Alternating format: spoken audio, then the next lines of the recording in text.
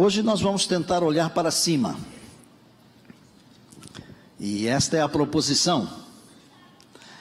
E a pergunta que vem ao início é: onde é que você está colocando os seus olhos? O que é que você está olhando? Há muitas coisas bonitas que nós podemos ver aqui nesta vida. Por exemplo, um dia dessa semana, falei para minha esposa, Mari, que a nossa casa já estava parecendo um pedacinho da nova terra.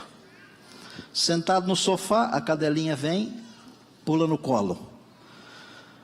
O casal de calopsitas nos ombros, soltos, é a nova terra. Mas há coisas lindas para se olhar aqui, mas Deus nos manda olhar para cima. Nós podemos olhar para a nossa família. Existe alguma coisa nesse mundo aqui mais precioso do que a nossa família? Eu pergunto a você, existe? Os nossos filhos e os nossos netos então? Quando se chega nessa idade, dá para mostrar aí, Jura? Quem tem uma princesa, como nós temos a Olívia, dá uma saudade incrível, porque ela está lá longe. Mas dá saudade também do Dudu, que também está longe. E dá saudade do Christopher, que também está longe. E saudade do Neuzinho, Neumoel Neto, que também está longe. Olha que delícia. Olhe para a sua família. Olhe para as coisas bonitas que Deus fez. Mas olhe para cima. Quem olha para cima, vê o pôr do sol. Infelizmente, nesta cidade, não é muito fácil ver o pôr do sol. É muita poluição, é muita coisa. Mas quando se está um pouquinho fora, ninguém consegue pintar um quadro do pôr do sol como o nosso Criador, o nosso grande arquiteto. Ninguém. E todas as tardes ele pinta um quadro novo. Quem olha para o céu, de vez em quando, é um de vez em quando assim bem longe, pode ver o cometa de Halley, o cometa Halley. 75, 76 anos mais ou menos, a cada período longo, assim ele passa por aqui. No dia 9 de fevereiro de 1986, eu tive a alegria de vê-lo, olhando para cima. Eu pastoreava o distrito de Araras, que compreendia Araras, Conchal, Leme, Santa Cruz da Conceição e mais uma meia dúzia de cidades. Wander esteve lá conosco, conhece bem a região. E o Neumoel era pequenininho, para dar uma folga para a mãe, nós já tínhamos a Ana e também a Rebeca, eu o levei comigo, era um domingo à noite, e na volta eu parei no meio da estrada, professor, maestro Turíbio, com ele, pequenininho.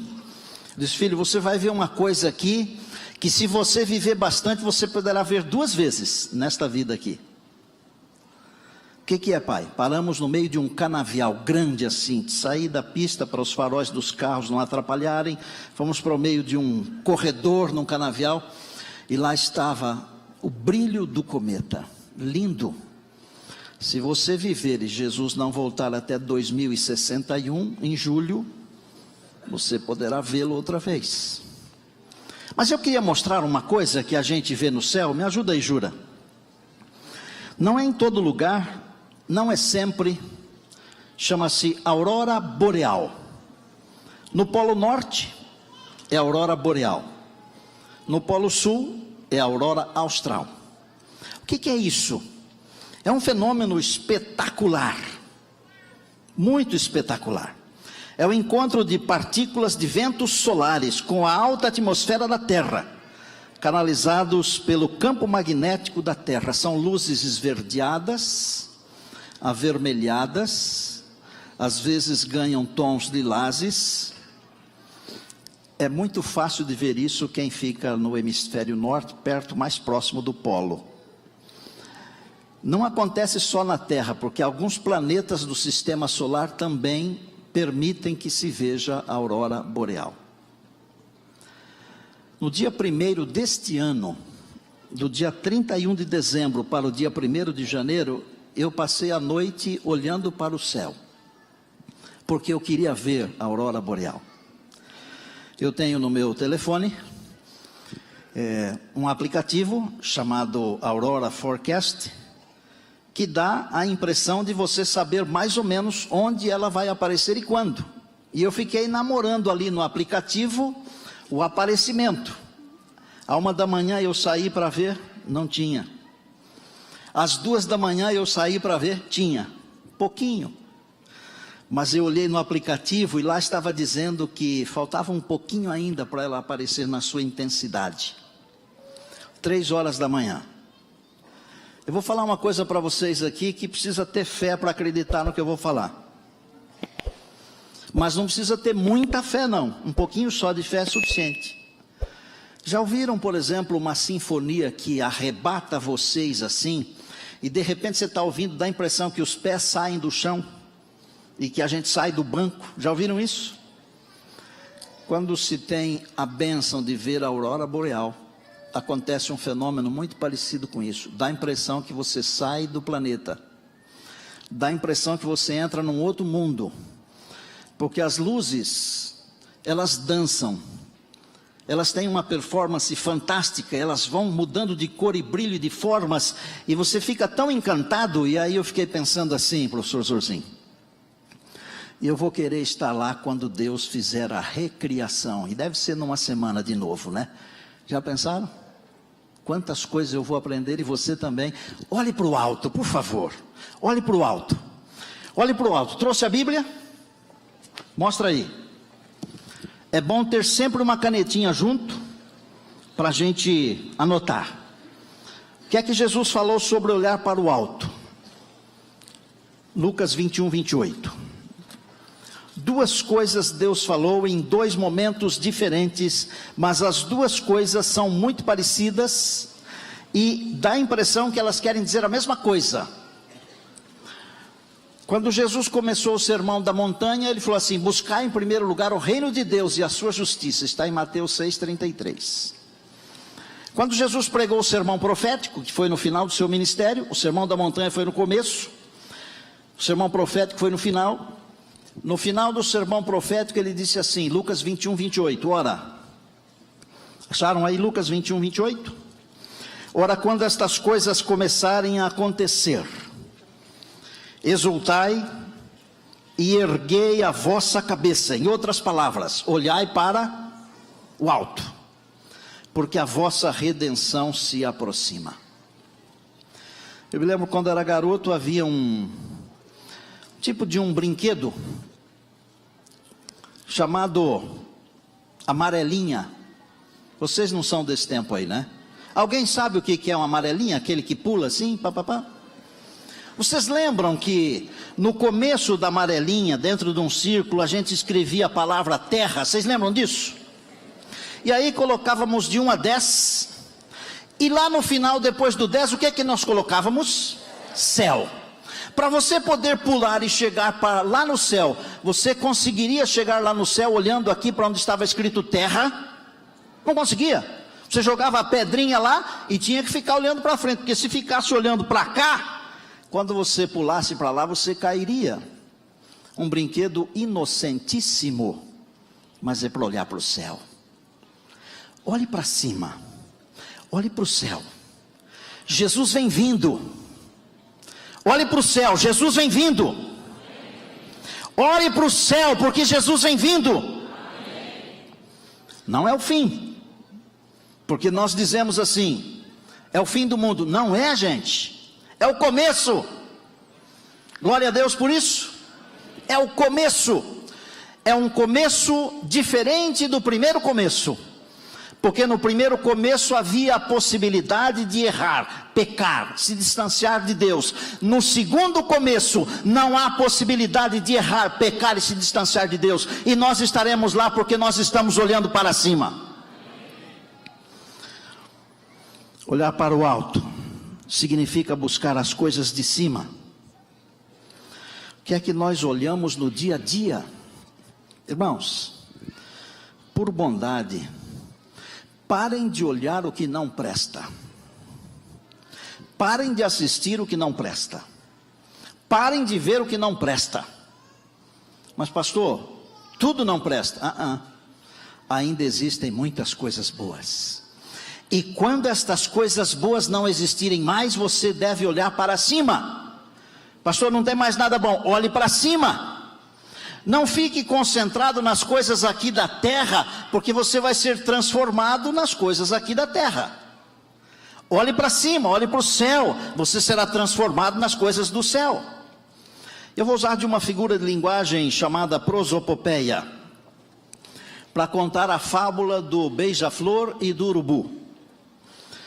E eu estou explicando que eu vou usar uma figura de linguagem, porque senão alguém vai dizer que eu estou virando espiritualista, né? Falando os passarinhos falando, né?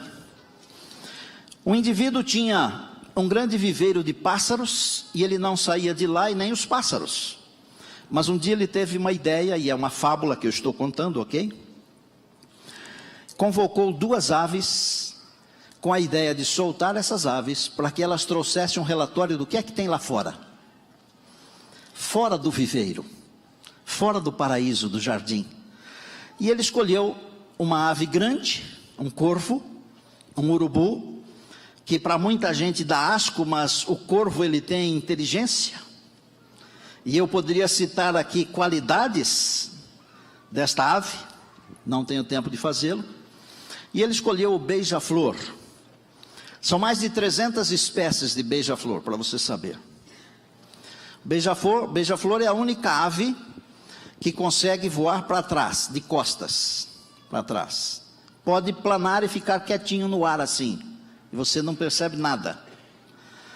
Eu não sei se o helicóptero foi copiado do beija-flor, mas parece que foi.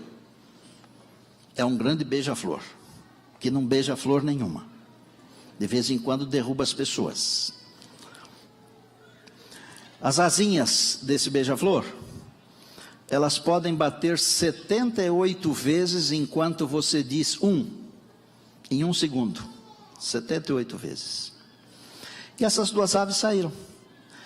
Normalmente nós temos a tendência de procurar as coisas que nos gostam. Nós vamos a um restaurante e nós queremos ir no restaurante que agrada ao nosso apetite. Nós vamos comprar uma roupa, nós queremos comprar a roupa que agrada ao nosso sentimento, o nosso desejo, o nosso coração. Nós gostamos de ir aonde somos bem tratados. Nós gostamos das nossas coisas, graças a Deus, porque senão nós seríamos invejosos, só gostaríamos das coisas dos outros. Mas o corvo saiu em seu voo, avistou um lugar assim, meio deserto, um pântano, estava cheio de animais mortos, e ele tomou um relatório de tudo aquilo que ele viu, e depois de um dia inteiro voltou para o seu viveiro, para o seu proprietário.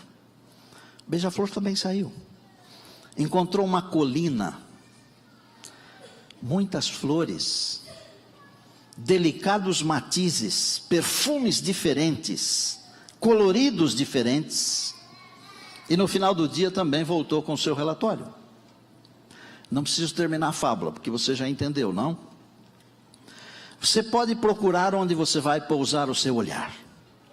Se você quiser olhar as coisas ruins desta vida, elas existem e em quantidades enormes. Pode olhar. Agora, há um perigo de você ser transformado em alguma dessas coisas ruins. Nós somos transformados naquilo que nós muito contemplamos. O Senhor Jesus disse que é para olhar para cima. Quem olha para cima, vê as coisas bonitas. Quem olha para cima tem um outro senso do que é a vida religiosa. Irmãos, se nós não temos um senso correto do que é a vida religiosa, a vida cristã, é porque nós não estamos olhando para cima. Nós estamos sendo moldados nas coisas desta vida aqui, de conformidade com as coisas desta vida. Nós temos que ser moldados de conformidade com as coisas da eternidade. Você não é muito diferente da água. Aliás, nós somos muita água. A maior quantidade do nosso corpo, o maior percentual é água. E a água, se você a coloca num copo, ela toma o formato do copo. Mas se você a coloca numa garrafa, ela toma o formato da garrafa. Onde estamos colocando o nosso olhar? Eu queria falar da prática da vida religiosa, porque a prática da vida religiosa é a resposta a esse conteúdo, é a resposta ao meu olhar, é a resposta para dizer onde é que eu estou colocando a minha visão, onde é que eu estou colocando a minha cabeça, o meu mais puro olhar, o meu mais interessado olhar. E eu vou pedir ajuda para Paulo, e eu queria que você encontrasse junto comigo aí Colossenses, capítulo 3, da carta de Paulo aos Colossenses.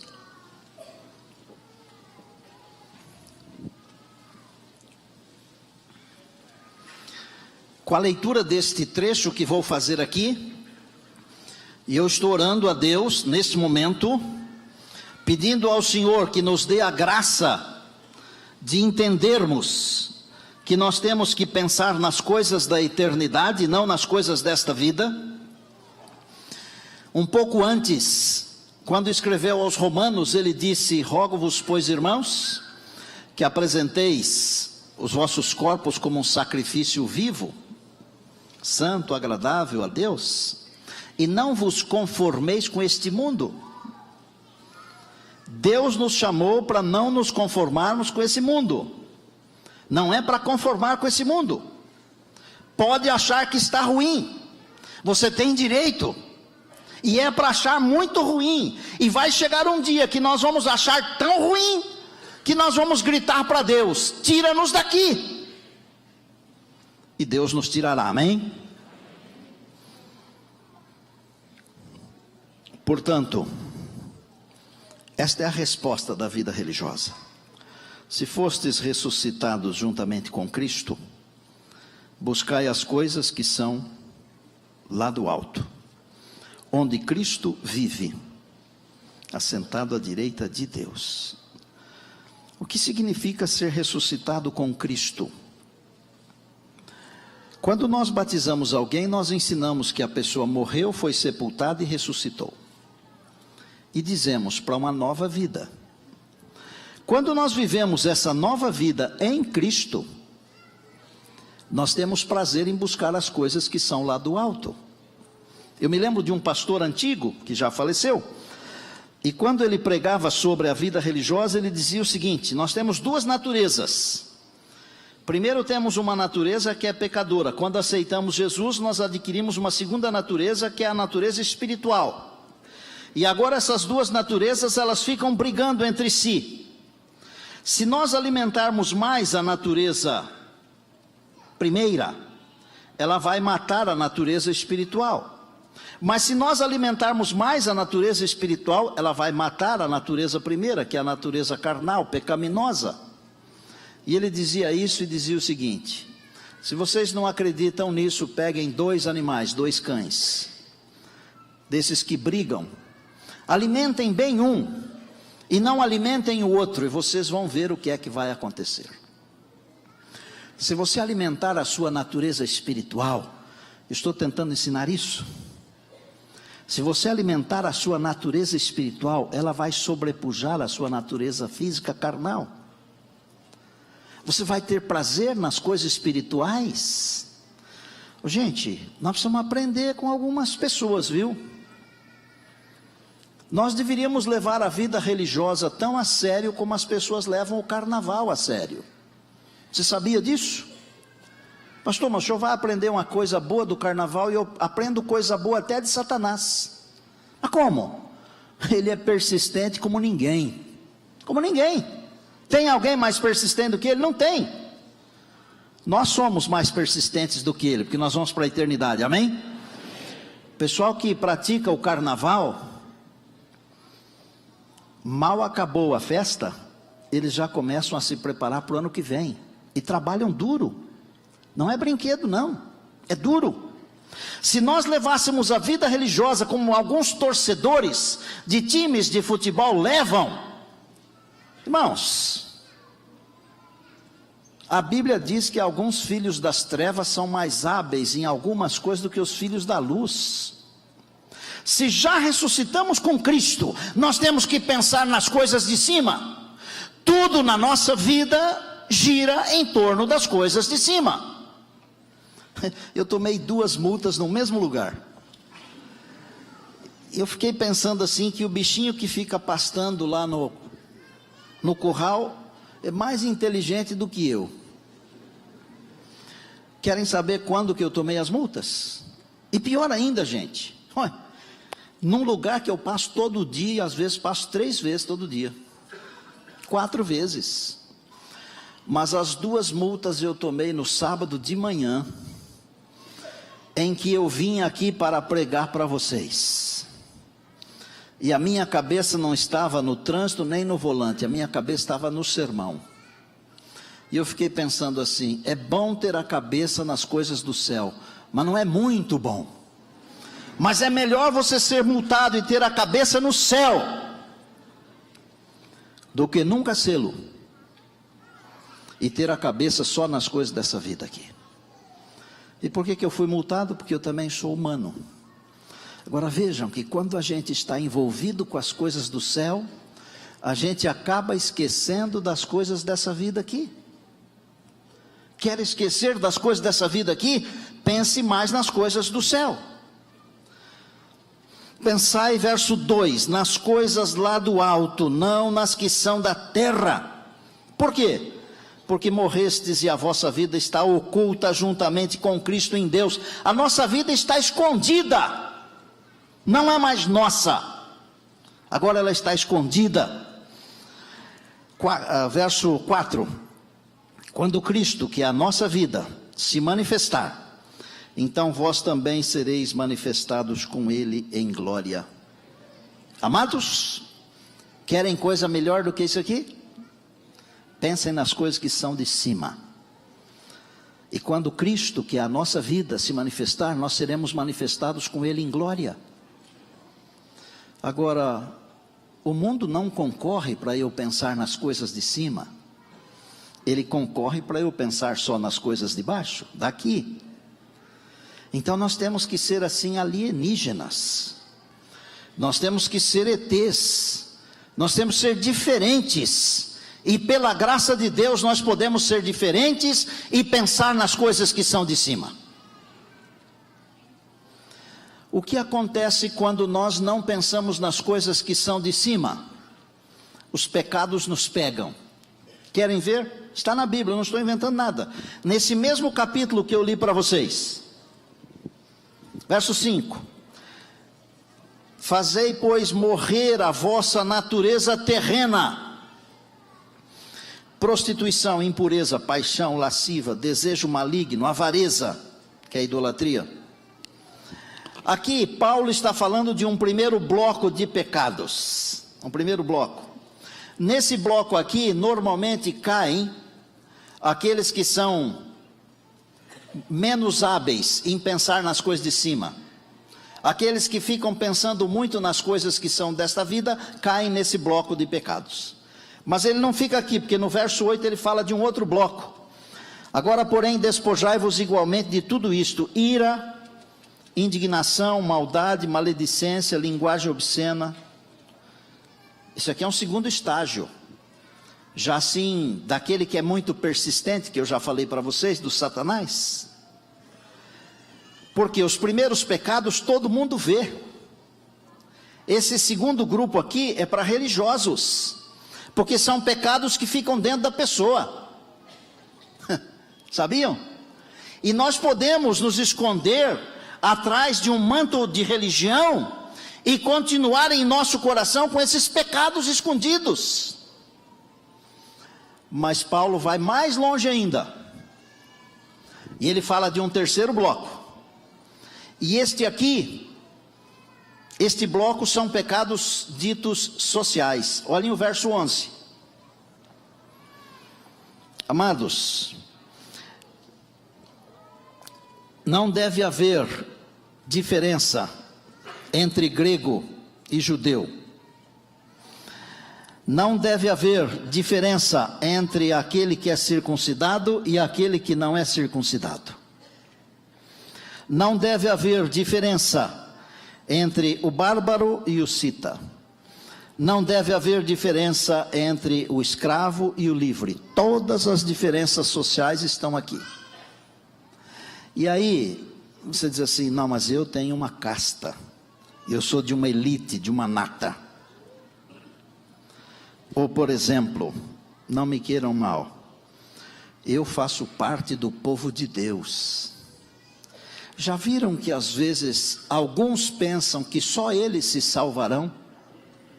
Já viram que de vez em quando nós pensamos que só alguns serão salvos, e às vezes nós cometemos o grave erro de pensar que só nós seremos salvos?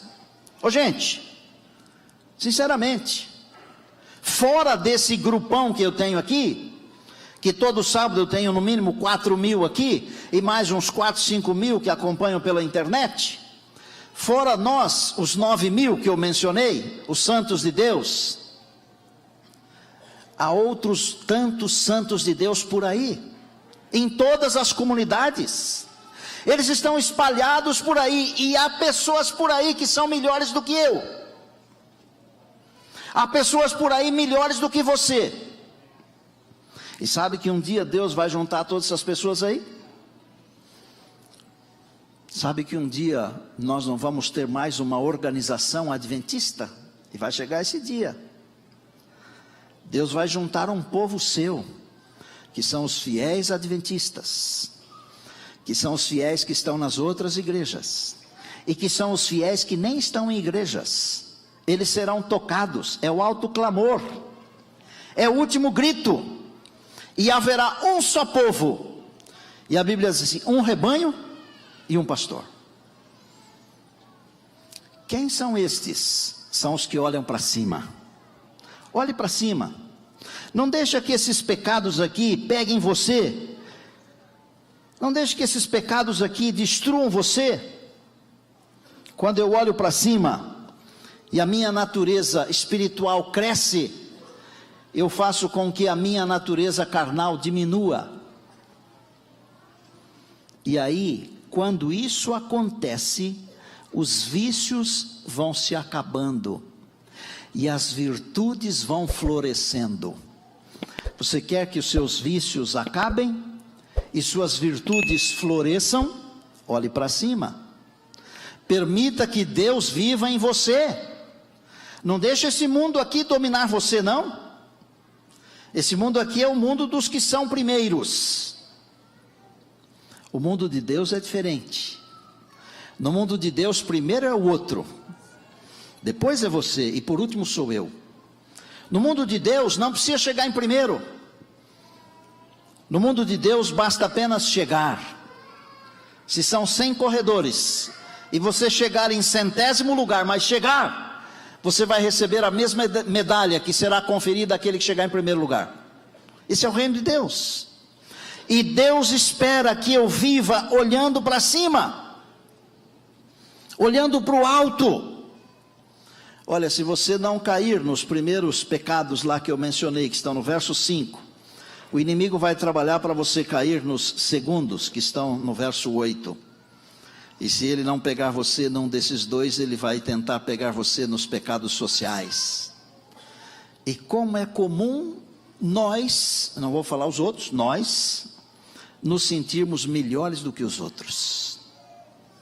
Deus não quer que sejamos melhores do que os outros. Deus espera que eu seja melhor do que eu mesmo. Hoje, melhor do que eu fui ontem. Mas não melhor do que você, melhor do que eu. Porque o único padrão de comparação comigo sou eu mesmo. Não existe um outro padrão de comparação. Eu tenho que ser melhor hoje. Amanhã eu tenho que ser melhor ainda. E depois de amanhã melhor ainda. E vai chegar um dia que, como aconteceu com Enoque, o Senhor vai dizer assim, ó, está na hora de você vir para cá, e aí nós vamos todos com Ele para a eternidade, amém? Eu queria partir para o encerramento dizendo o seguinte: a resposta cristã, a melhor, a verdadeira, a única resposta cristã ao problema da vitória sobre o pecado, não é expor o ser humano a uma luta corporal, carnal, com o inimigo. O nosso negócio não é a luta com o inimigo, gente. O nosso negócio tem a ver com a entrega. Nós precisamos nos render a Deus, porque ainda que nós tivéssemos 10 vezes a nossa força, ainda assim nós seríamos fichinhas para o inimigo. Nós não temos que lutar com o inimigo, nós temos que nos render a Deus. Então escreva aí, não é uma luta, é uma entrega.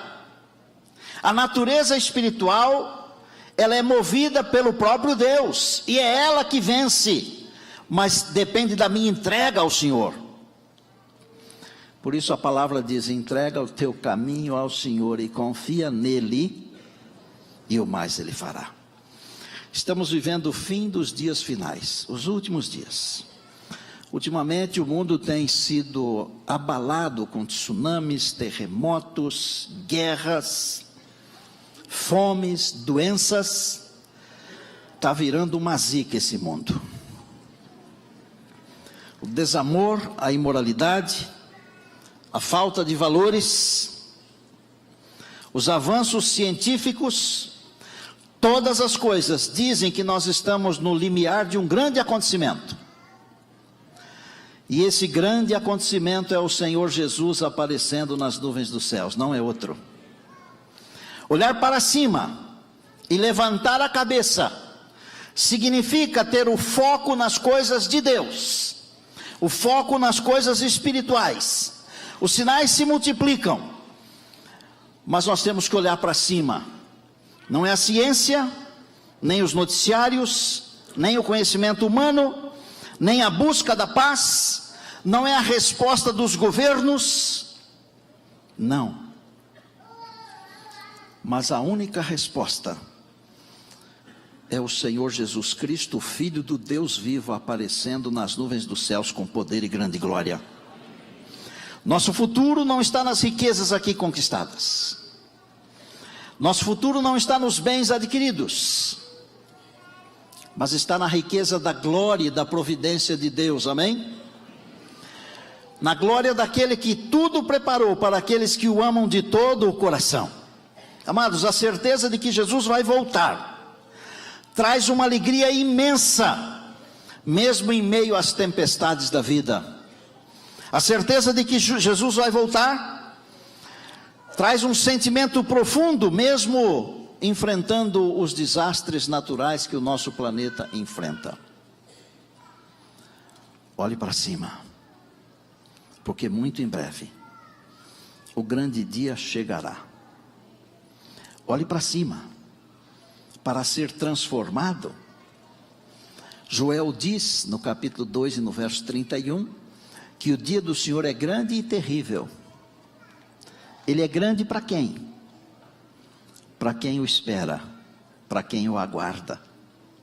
E Malaquias diz assim, saireis e saltareis como bezerros soltos da estrebaria. Vamos pular de alegria. Coisas que nós não imaginamos que podemos fazer, nós faremos, como saltar de alegria. Mas será um dia terrível para quem?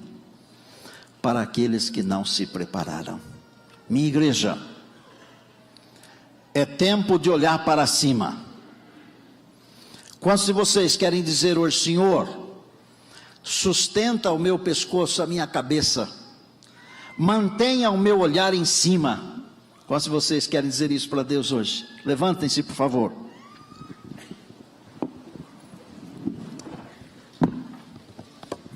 Senhor, o mundo está apodrecido. Não podemos esperar mais nada. Mas o Senhor nos convida a olharmos para cima. E pela Tua graça queremos olhar para cima definitivamente. Dá uma olhada aqui, Pai. São tantas crianças, tantos jovens, tantos casais, tantas famílias.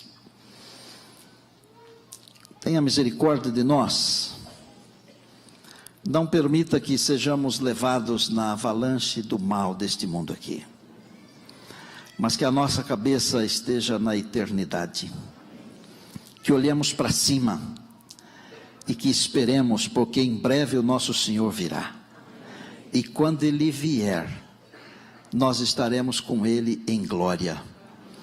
Pai, queiras lavar de novo as nossas imperfeições. com sangue precioso do Cordeiro de Deus. Tem misericórdia, Senhor. Não deixe que abandonemos o teu caminho. Sustenta-nos com a tua poderosa mão. Olha para a nossa igreja. Há duas pessoas que estão precisando muito do teu amparo nesta hora. A irmã Isaura, mãe da Magali, e o doutor Alípio. Ela está no nosso hospital, ele está no AC Camargo.